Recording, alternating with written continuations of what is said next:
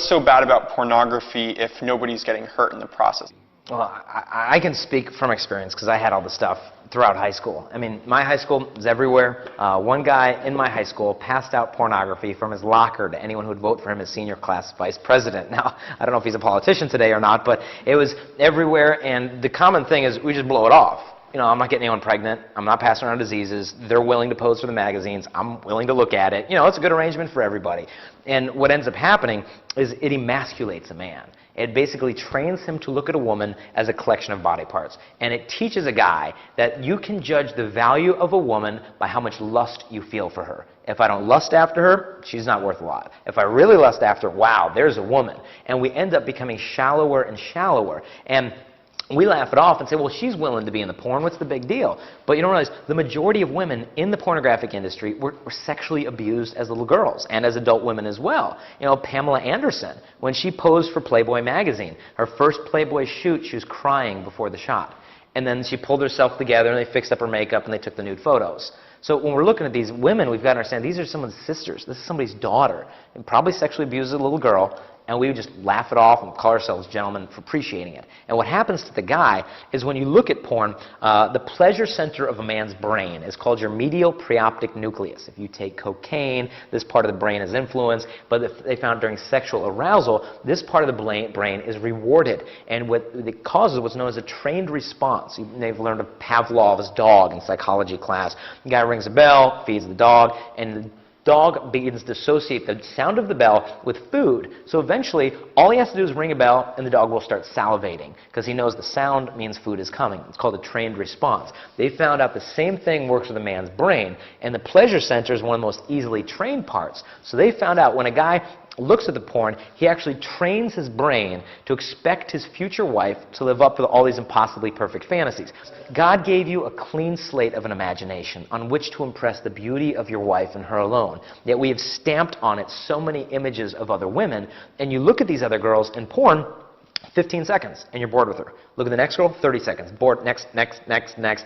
These are the most beautiful bodies on earth, and we're being trained to become bored with them in less than a minute flat. And you do that for a couple of years, and you marry a woman, and you really expect that her body is going to captivate you until death do you part. It doesn't happen. Men start bringing pornography into the bedroom. I know of so many divorces that have happened. Women write me emails, letters.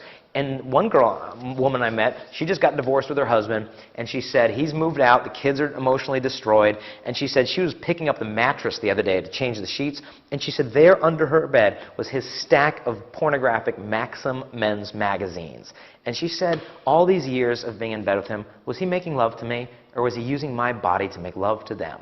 And while at that moment, very act of sex, when he's supposed to be renewing his marriage covenant with his wife, he's mentally committing adultery with her. And you can understand how this just destroys intimacy within marriage. And I know from experience that you look at the pictures for like 5 seconds, and then it just takes years and years to forget the images that are just burned into your brain. And so when it comes to the porn, we like to hide behind this thing of, oh, nobody's getting hurt, and I'm just being a gentleman. You look at porn clubs, like strip clubs, a gentleman's club. You know, can you think of any place on earth where a gentleman needs a neon sign to tell you that he is one?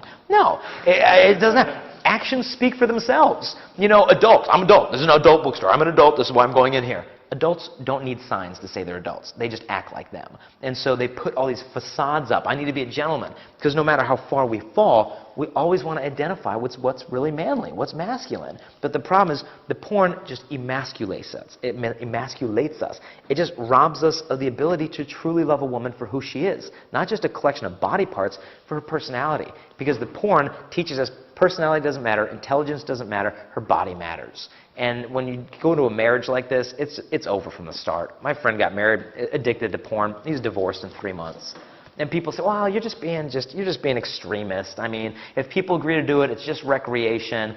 But the problem is, don't we want sex to be a big deal? Shouldn't it be something beautiful? And when we reduce her to just a thing, it's like she's a prostitute. In fact, that's what the word pornography means. Pornographia, the writing or the drawing of the prostitutes. And is this how you want someone to look at your daughter? Is this how you want someone to look at your sister, your mother?